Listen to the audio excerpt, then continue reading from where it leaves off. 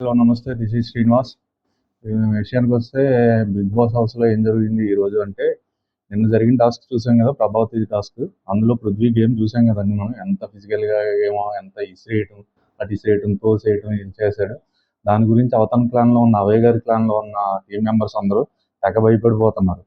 చాలా దాని గురించి ఈ రోజు మార్నింగ్ నుంచి ఈవినింగ్ వరకు, నేను ఈవినింగ్ చూశాను, ఇవి ఈవినింగ్ ముచ్చట్లు ఈవినింగ్ జరిగినాయి. ఈవినింగ్ వరకు అదే ఇష్యూ అనమాట. ఇంకా వాళ్ళ దాని గురించే మాట్లాడుకుంటున్నారు. ఆయన అలా ఆడొచ్చా, ఆడకూడదా, ఏంటి, అలా ఏంటండి బాబు, ఆయన అంతా భయపెట్టేసాడు అందరినీ.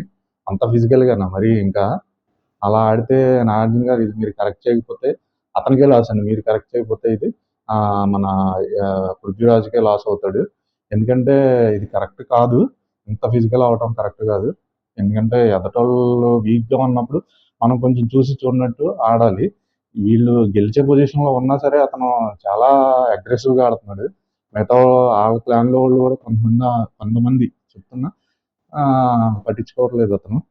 ఇది మాత్రం చాలా డేంజరస్ గేమ్ అండి. ఎందుకంటే అతను మీదకి వెళ్ళిపోయే వర్షన్ కానీ, అంటే కొంచెం ఆపకపోతే కొట్టేస్తాడేమో. అంటే కొట్టారులేండి, ఫిజికల్గా ఎవరో కొట్టుకోరు. ఎందుకంటే వాళ్ళకి రూల్స్ ఉంటాయి కదా, అవన్నీ చదివి కాంట్రాక్ట్ మీద సైన్ చేసి వెళ్తారు కాబట్టి కొట్టుకోరు. కాకపోతే ఆయన చేసే బిహేవియర్ చూసి మనం చూడటానికి ఎలా ఉందంటే, కొట్టడానికి వెళ్ళిపోతున్నాడేమో అన్నట్టు ఉంటుంది. అది కొంచెం కరెక్ట్ చేసుకోవాలని. అవతల క్లాన్ వాళ్ళు మాత్రం చాలా భయపడుతున్నారు. అది కొంతమంది ఏమో ఓపెన్గా చెప్తున్నారు, కొంతమంది యష్మి లాంటి వాళ్ళు అయితే ఏదైతే అదే అయింది, నేను డిఫెండ్ చేస్తాను అని చెప్పి ఆవిడ కొంచెం బాగానే ఉన్నారు, యాక్టివ్గానే ఉన్నారు. మన ఆదిత్య గారు ఉన్నారు కదా, ఆయన నిఖిల్కి చాలాసార్లు చెప్పారు, కొంచెం ఇవ్వండి, కొంచెం కంట్రోల్ చేయి అని చెప్పి. అతను నిఖిల్ కూడా చెప్తున్నాడు, నేను చెప్పాను కానీ వాడు అవ్వట్లేదు, నేను చెప్తున్నాను అని చెప్తున్నాడు. కానీ ఆయనకైతే ఫుల్గా భయపడిపోయారు. భయపడిపోవటం కదా, ఆయన గేమ్ చూస్తుంటే మనకే భయం వేస్తుంది. ఏమవుద్దాం అని. అందరూ యాక్టర్స్ కదండి, ఏదన్నా చిన్న ఇష్యూ జరిగితే వాళ్ళకి కూడా బయటకు వచ్చే ప్రాబ్లమే కదా. అంత జరిగే వరకు బిగ్ బాస్ చూస్తూ ఊరుకోలేండి. ఎక్కడ ఆపాలో ఆయనకి తెలుసు, ఆపుతాడు. కొంచెం కంట్రోల్ చేయాలి బిగ్ బాస్ కానీ, నాగార్జున గారు కానీ కంట్రోల్ చేస్తే అతనికే యూజ్ అవుతుంది ఈ గేమ్. అతనికే కంట్రోల్ చేయడం వల్ల అతనికే లాభం. ఒకవేళ ఇంకా ఈవినింగ్ ముచ్చట్లోకి వెళ్తే, అభయ్ మాట్లాడుతున్నాడు బిగ్ బాస్ మాత్రం. అభయ్ చాలా ఇరిటేటింగ్గా ఉన్నాడు బిగ్ బాస్ మీద, చాలా కోపంగా. ఏంటి బిగ్ బాస్ ఇది వరస్ట్ గేమ్, అసలు టైం పాస్ ఎవరు కండక్ట్ చేస్తున్నారు రా బాబు ఈ గేమ్లు, వాళ్ళకంట దమాక్ అంటే బుద్ధి లేదంట ఇలాంటి గేమ్ కండక్ట్ చేసే వాళ్ళకి, ఇది ఎక్కడ పనికిమాలిన గేమ్ అంటున్నాడు. ఎందుకంటే రాత్రి టాస్క్ మనకి ఎపిసోడ్ అయిపోయిన తర్వాత వాళ్ళకు లైవ్లో ఒక టాస్క్ జరిగింది, అదే మనం ప్రోమోలో కూడా చూసాము. బాల్స్ని 5 బాల్స్ ఇస్తే దాని మీద బ్యాలెన్స్ చేసుకుంటూ 5 బాల్స్ని వాటి ప్లేస్లో పెట్టడం. అందులో అభయ్ గారి టీం గెలిచినట్టుంది. వాళ్ళకి గెలిస్తే వాళ్ళకి ఎక్స్ట్రా వచ్చినాయి, లీడింగ్లో వాళ్ళు ఉన్నారు. అయినా సరే వాళ్ళకి ఏమీ బెనిఫిట్స్ ఇవ్వలేదంట. ఎందుకంటే మన నిఖిల్ గారు గెలిచినప్పుడు వాళ్ళ దగ్గర ఎక్కువ ఎగ్స్ ఉండి వాళ్ళు గెలిచినప్పుడు అనౌన్స్మెంట్ వచ్చినప్పుడు వాళ్ళకి బెనిఫిట్ ఇచ్చారు. ఏమి ఇచ్చారు, ఆపోజిట్ టీంలో ఉన్న వాళ్ళని ఎవరో ఒకరిని గేమ్ నుంచి ఎగ్జిట్ చేయొచ్చు. వాళ్ళు ఏం చేశారు, తెలివిగా నబీల్ గారిని ఎగ్జిట్ చేశారు. అలాంటి బెనిఫిట్ వీళ్ళకి ఏమీ ఇవ్వలేదు. కాబట్టి బిగ్ బాస్ని తెగ తిట్టుకుంటున్నాడు అభయ్ కాదు, వాళ్ళ టీంలో ఉన్న వాళ్ళందరూ కూడా, ఇదేంటి బిగ్ బాస్ మాకు అన్యాయం చేస్తున్నావు, బయాస్డ్గా ఉన్నావు నువ్వు, వాళ్ళకి సపోర్ట్ చేస్తున్నావు అన్నట్టు. అభయ్ గారు అయితే చాలా డైరెక్ట్గానే అంటున్నాడు. ఆయన మొన్న కూడా నేను ఆడినావు, నువ్వే ఆడుకో అన్నాడు.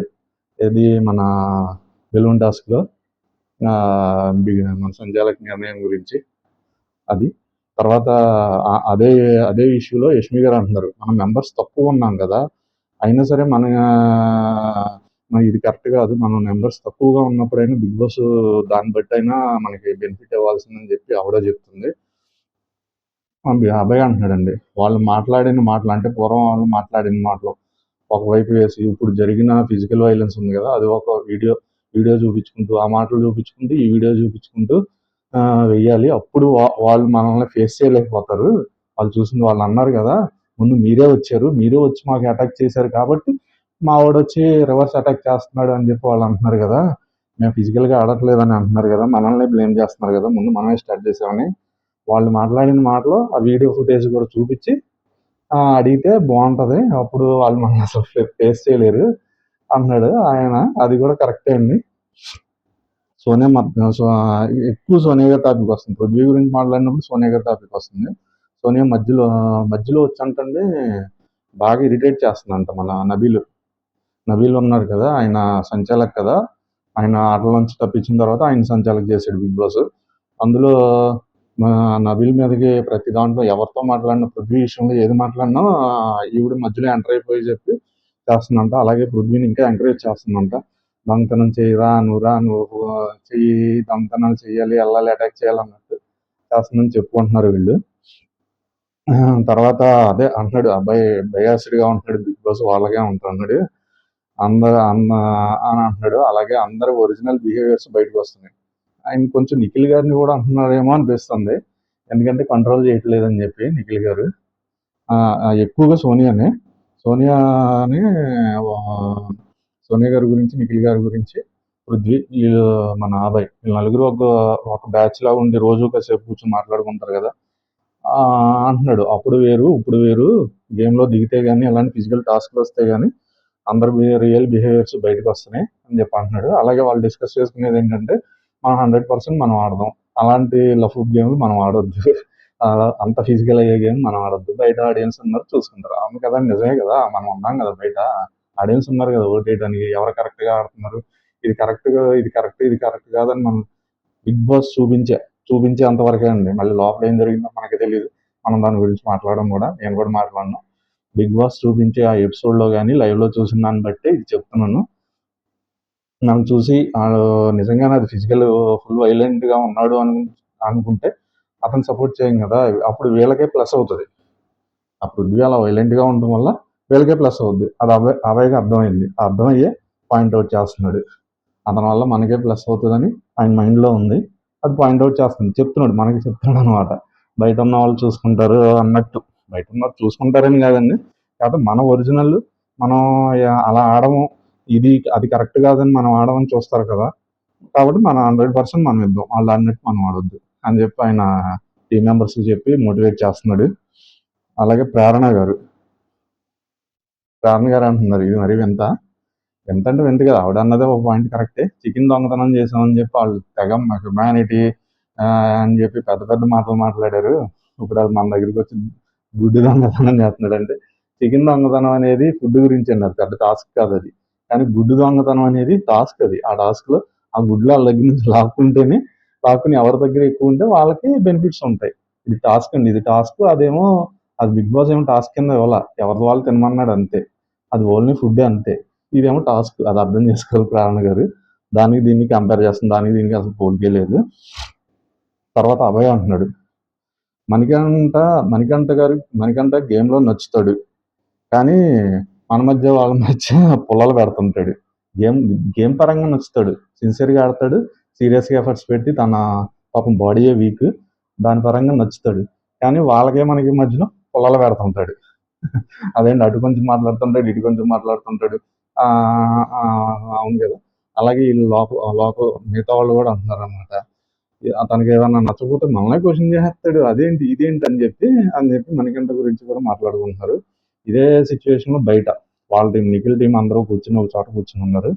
కూర్చుని పృథ్వీని ట్యాంపర్ చేస్తున్నారు. ఎవరో మన సోనియా, విష్ణుప్రియ, సీత గేమ్ గురించి ఆలోచించారు. వాళ్ళు మంచి రిలాక్స్డ్ గా ఉన్నారు, ఎందుకంటే వాళ్ళు చాలా లీడింగ్ లో ఉన్నారు, వాళ్ళకి అర్థమైపోయింది ఇది వన్ సైడ్ అన్నట్టు. కాకపోతే బిగ్ బాస్ ఏమి ఇలా ఉంచడండి, ఏదో ట్విస్ట్ ఇచ్చి మార్చేస్తాడు అన్నమాట, మొత్తం మార్చేస్తాడు. కాకపోతే వాళ్ళు రిలాక్స్ అయ్యి ఉన్నారు, పృథ్వీని బాగా ప్యాంపర్ చేస్తున్నారు. చూపిస్తాడని చూద్దాం ఎపిసోడ్లో. విష్ణుప్రియ అయితే పృథ్వీ కాళ్ళు ఒళ్ళో పెట్టుకుని మాట్లాడటం గురించనే కాదు, అంత ప్యాంపరింగ్ అవసరం లేదనిపించింది. అలాగే మొన్న అతని బిహేవియర్ గురించి కూడా నామినేట్ చేశారు కదా, కొంచెం అది కరెక్టే, నామినేట్ చేసిన వరకు కరెక్టే. కానీ హౌస్లో కూడా కొంచెం అది ఎప్పటికప్పుడు అతను గుర్తు చేసుకుంటూ అలా ఉంటే అతను కూడా మారుతాడు, హౌస్ హార్మోని కూడా బాగుంటుంది. అలా కాకుండా ఇలా చేస్తే ఏమవుద్దంటే, నువ్వు కరెక్ట్, నువ్వు చేసేది కరెక్ట్, నీ ఇష్టం కుమ్మే అన్నట్టు ఉంటుంది. ఆయనకి అలాగే అనిపిస్తుందేమో. వీళ్ళు కొంచెం వాళ్ళేమో అక్కడ గేమ్ గురించి ఆలోచిస్తుంటే వీళ్ళు ప్యాంపరింగ్ ఒకళ్ళొకరు ప్యాంపరింగ్ చేసుకుంటున్నారు. అలాగే సోనియా గురించి మాట్లాడుతున్నారు. సోనియా చాలా కన్సర్న్ చూపిస్తుంది మన పృథ్వీ మీద.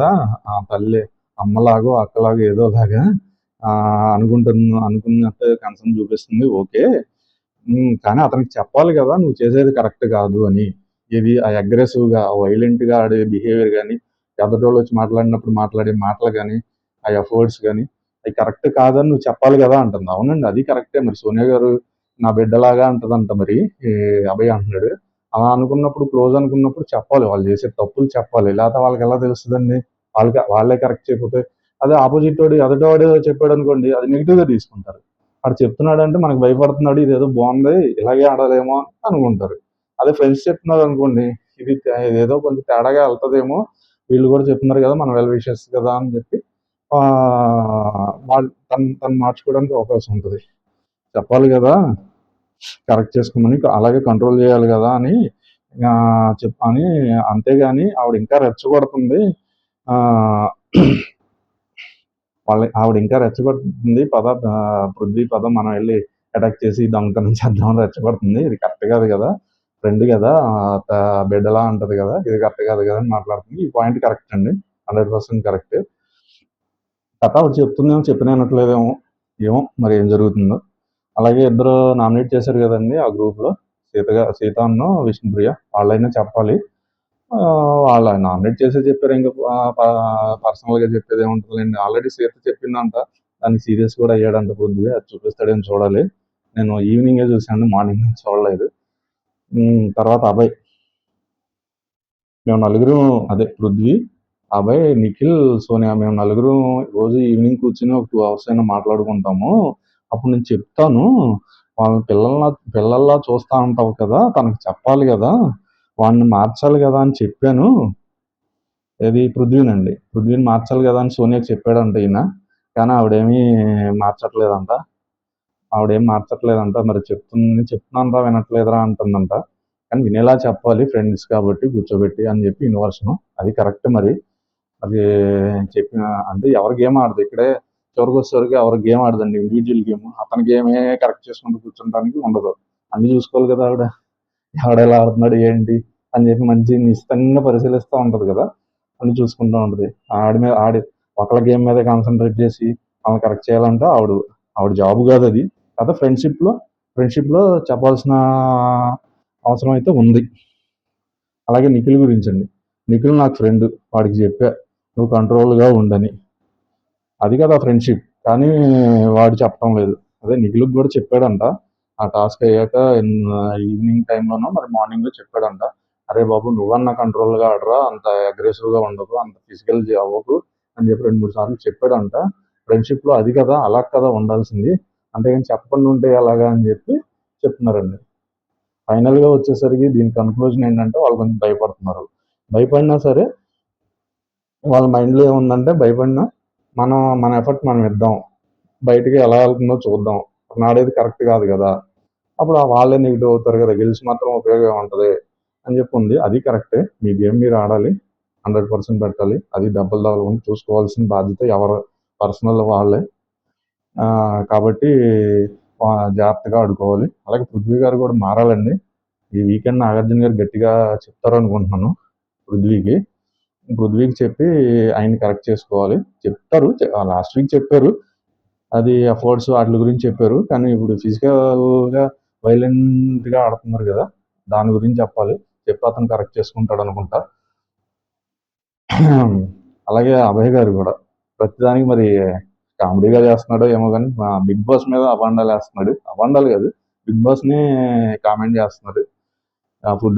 ఫుడ్లో అప్పుడు కానీ ఇది ఏం సరిపోద్ది, అది ఇది అసలు మేము తినాలా వద్దా, ఫుడ్ కోసం టాస్క్ ఆడినట్లేదు, టాస్క్ కోసం ఫుడ్ అన్నట్టుంది.